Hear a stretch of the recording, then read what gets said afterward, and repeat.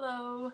So, have you guys ever noticed that on the internet, if you ever look up speech topics, have you ever noticed that no matter where you go or no matter what you look for or what topic you look under, organ donation is always on the top 10 list for speech topics, and it doesn't matter what topic you're looking under. You could be looking under unique speeches or informative speeches, persuasive speech topics, or even fun or speech topics or funny speech topics. Organ donation is always going to be on the number one top 10 list, probably at the top. And probably because medical issues or cases always make for good speech topic, especially persuasive speech topics, because one can easily justify their topic in the medical world or field. Although you must be careful, because as easily as you can justify your medical issue or case, it can easily turn on you too, because while you may only know one side of your topic, and it's usually the simple topics too, like organ donation, you always don't know the other side of it.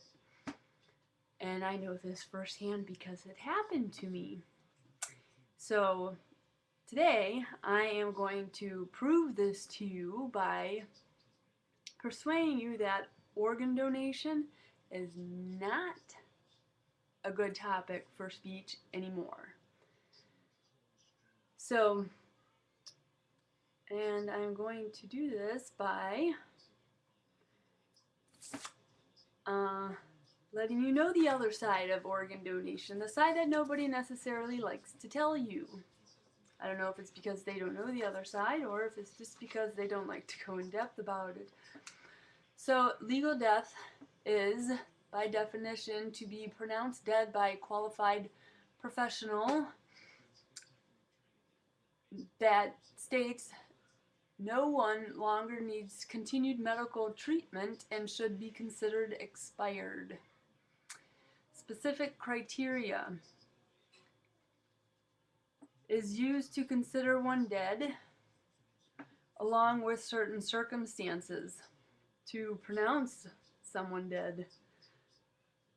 The actual definition today is actually up for question because with increased advanced technology in the medical field, as everyone knows,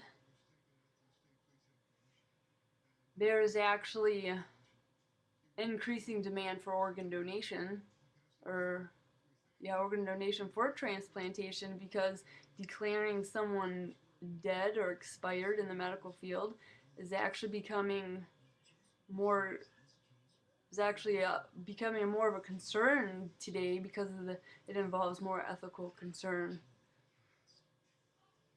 And that brings us to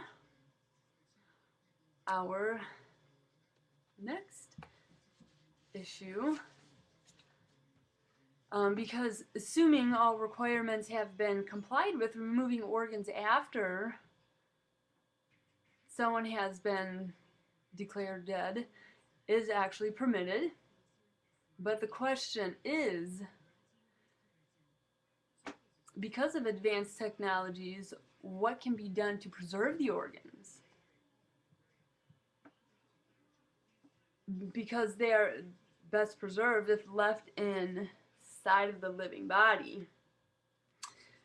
And with that, this is where it gets weird.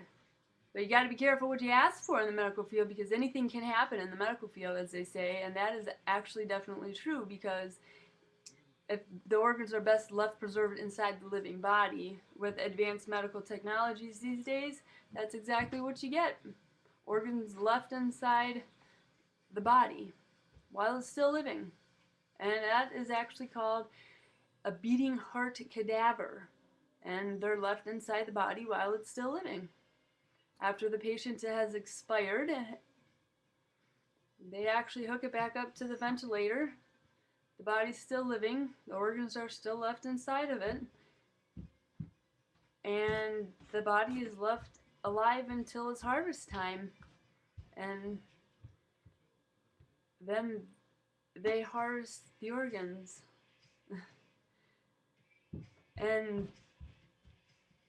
it just brings you to the next question of when is it okay to remove the organs from the beating heart cadavers?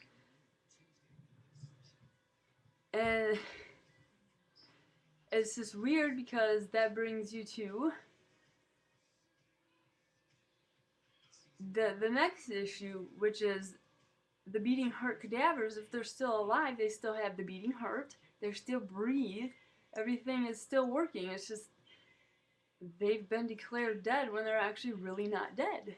Because the cadavers who don't receive anesthetics before a harvest actually respond or react to the scalpel as if they were inadequately anesthetized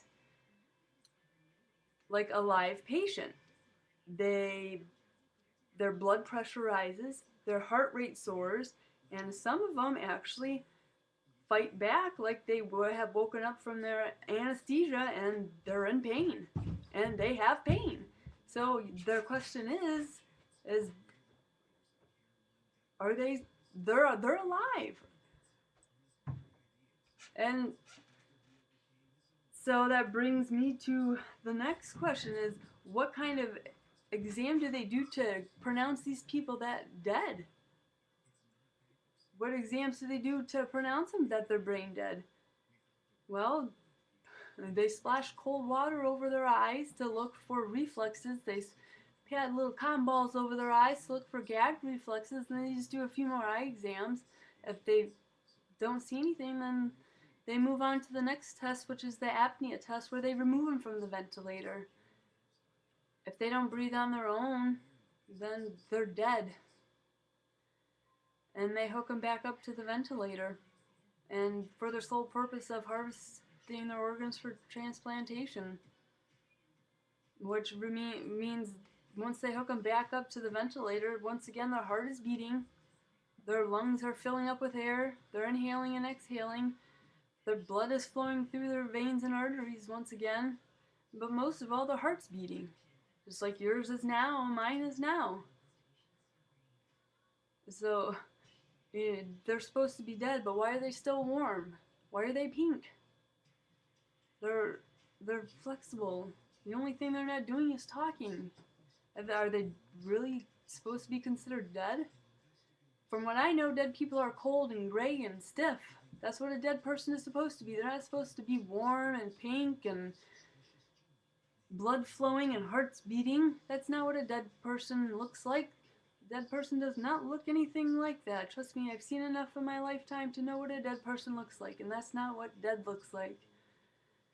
So, trust me, and dead people don't fight doctors when they go for organ harvest, for transplantation. Dead people are not supposed to be fighting you. That could be a huge indication that something is going terribly wrong when dead people are fighting back. So, next time that you think about doing organ transplantation or organ donation for a speech, I would seriously think about what kind of speech you're going to do for your organ or your organ donation. And you might seriously want to think about putting a true meaning of dead in there, because dead occurs when the heart stops beating, and therefore if your heart's still beating at harvest time, to me that doesn't make you a hero. That kind of makes you a murderer in my eyes. Cadavers aren't supposed to be fighting you back. Something that you may want to think about.